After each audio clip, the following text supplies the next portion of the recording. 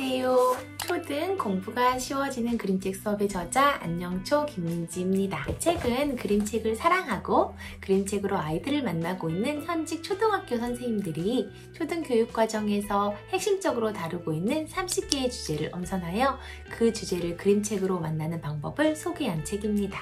이 책은 주제 관련한 그림책 소개에서 활용 방법까지 단계별로 차근차근 안내하고 있어서 가정에서 부모님들이 아이들과 함께 나누면 좋은 책이기에 많은 분들에게 사랑받길 바라는 마음으로 책의 활용법을 간단히 안내해 드리도록 하겠습니다. 먼저 차례를 살펴보면요. 1장은 나와 친구, 이웃, 2장은 가족 같은 친구, 동물, 3장은 다른 사람, 다른 나라, 4장은 갈등 없는 세상, 5장은 우리 터전의 지구의 위기, 6장은 과학이 바꿀 미래. 이렇게 핵심적인 6개의 대주제 아래 5개의 소주제를 제시하여 총 30개의 주제로 다양한 주제로 이야기 나눌 수 있게 구성되어 있습니다. 그렇기 때문에 이 책은 순서와 상관없이 관심 가는 주제를 고르고 해당 주제에 제시된 그림책을 읽는 것으로 시작하면 되는데요. 주제와 관련된 그림책을 읽음으로써 아이들은 그 문제에 마음을 열게 되고 관련 질문을 통해 사고력을 키우게 됩니다. 예를 들어서 이 책의 4장 세 번째 주제는 갈라졌어도 한 민족이에요 입니다. 이 주제에는 온양이라는 그림책이 제시되어 있는데요. 온양이는 한국전쟁으로 피난길에 오른 흥남철수 작전을 그리고 있는 그림책입니다.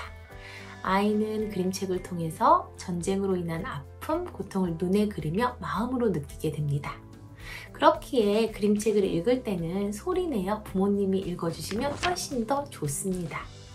부모님이 그림책을 읽어주시면 아이는 글보다는 그림에 집중하게 되고 머릿속으로 장면을 그리면서 작품에 빠져들게 됩니다. 마음으로 그림책이 다가오면 아이는 자연스레 그림책 이야기를 나누고 싶어집니다. 그림책을 읽고 나면 함께 생각해요 부분의 본문을 읽습니다. 이 부분은 그림책에서 전달하고자 하는 핵심 주제를 알기 쉽게 풀어서 설명한 부분인데요. 읽으면서 모르는 낱말이 있다면 형광펜 같은 색깔펜으로 표시하며 읽고 사고력을 키우는 어휘 부분에서 그 뜻을 확인하며 그 의미를 생각하고 다시 한번 읽습니다. 문단별로 중심 문장의 밑줄을 그으면서 읽으면 내용을 이해하는 데 도움이 됩니다. 본문을 다 읽고 난 후에는 내용 확인하여 단계에서 관련 문제를 아이 스스로 풀어봅니다. 잘 기억나지 않는 부분이 있다면 본문으로 다시 돌아가 내용을 확인하고 풀어도 괜찮습니다. 내가 본문의 내용을 얼마나 이해하고 있는지 정리하고 확인하는 단계라고 할 수 있습니다.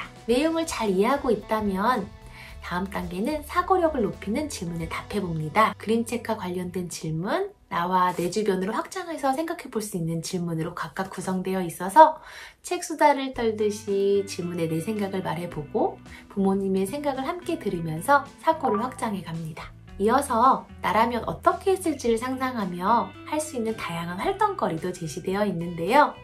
이 부분은 책이 가진 좀 지면의 한계를 넘어서 종합장 같은 노트에 마음껏 쓰고 그리게 하면 더 좋습니다. 예를 들어 온양이를 읽고 통일을 염원하는 마음을 담아 평화의 깃발을 그려보는 활동이 이 책에 제시되어 있는데요. 우리 아이가 만들기나 그리기를 좋아한다면 직접 깃발을 그리고 나무젓가락에 달아서 깃발을 흔들어 볼 수도 있겠죠. 반대로 그리기나 만들기 같은 활동보다 말하기나 글쓰기를 좋아하는 아동이라면 과감히 이 단계는 생략할 수도 있습니다. 활동에 이어서는 옆 사람과 생각을 나눌 수 있는 토론 부분이 제시되어 있습니다. 이 부분에는 찬성과 반대로 입장을 나누어 이야기 나눌 수 있는 토론 논제가 제시되어 있는데요. 제시된 토론 논제에 대한 찬성과 반대 입장의 근거를 읽고 그 근거를 참고해서 내 입장을 정해 이야기해보면 됩니다. 이 부분이 저학년 아이들에게는 조금 어려울 수 있습니다. 하지만 예를 들어 통일은 필요할까라는 주제에 나는 통일을 찬성합니다. 그 이유는 뭐뭐입니다. 형식으로 이야기해보게 하는 것입니다. 즉, 주장과 근거 형식으로 이야기해보는 연습을 통해서 아이들은 자기의 생각은 근거와 함께 이야기할 수 있다는 것을 차츰 연습을 통해 알아가게 하면 됩니다. 자녀의 생각을 듣고 부모님의 생각을 이야기해주고 이런 과정을 반복하다 보면 아이는 말하는 힘이 생기고 이 시간을 기다리게 될 것입니다. 주장과 근거로 말하는 연습이 어느 정도 익숙해지면 토론 형식을 정해서 이야기 나눠봐도 좋습니다. 먼저 찬성 입장이 주장과 근거를 이야기하고 반대 입장이 이어서 주장과 근거를 이야기합니다. 서로의 근거를 듣고 궁금한 점이나 나와 생각이 다른 부분은 질문을 통해 답해봅니다. 이런 식으로 서로의 생각을 주고받으며 비판적 사고력을 길러나갈 수 있습니다. 마지막으로는 주제와 관련된 내 생각을 글로 정리하며 마무리하는 단계입니다. 그림책을 읽고 관련 질문에 답하며 이야기를 나누는 과정에서 든 생각을 자유롭게 적습니다. 예를 들어 그림책에 관련된 생각이나 느낌을 적어도 좋고 나누었던 질문 중에 한 가지에 자세히 답하듯 적어도 좋습니다. 또는 토론 논제를 중심으로 근거를 들어 내 생각을 쓸 수도 있겠죠. 처음은 한두 문장에서 시작하고 점차 두 줄, 세 줄 양을 늘려갈 수 있도록 응원하고 격려해 주시면 좋겠습니다.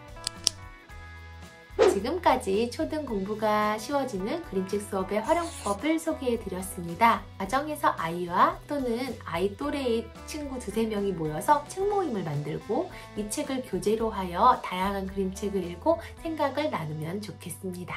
그림책으로 마음을 열고 관련 그림 주제를 깊게 들여다보면서 창의력, 사고력, 문해력이 자연스럽게 길러질 것입니다. 초등 공부가 쉬워지는 그림책 수업 많은 사랑 부탁드리겠습니다. 감사합니다.